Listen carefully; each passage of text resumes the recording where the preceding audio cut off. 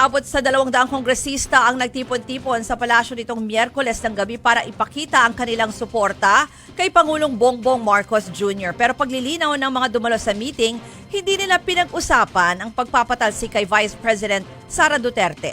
Narito ang report ni Marian Enriquez. Sa gitna ng umiinit na usapin ng impeachment laban kay Vice President Sara Duterte sa Kamara, nagtipon-tipon kagabi sa palasyo ang mga kongresista para dumalo sa isang fellowship kasama si Pangulong Bongbong Marcos.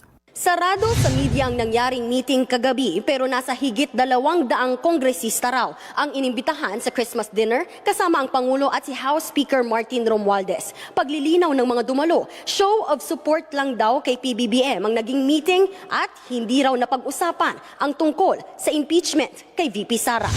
Giit pa ni Deputy Majority Leader Paulo Ortega na present sa event, Hindi nga po napag-usapan yung politika eh. Kasunod niyan, kinumpirma ni House Secretary General Reginald Velasco na sa susunod na linggo na lang daw itatransmit sa opisina ng House Speaker ang 2 impeachment complaint laban kay VP Sara. Meron pa raw kasi silang hinihintay na pangatlong magfa-file hanggang sa Lunes. Pero tikom siya kung sino. Nang matanong naman kung mula ba sa mayorya ang maghahain ng impeachment complaint? I cannot reveal kasi meron kaming agreement na it will remain confidential until they actually endorse or file the complaint.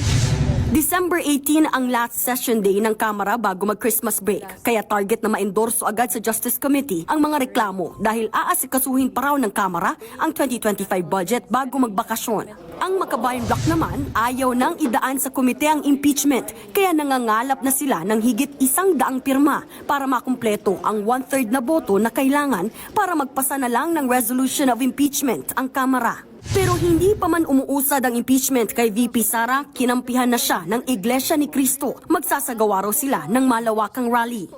Ang Iglesia ni Cristo po ay para sa kapayapaan.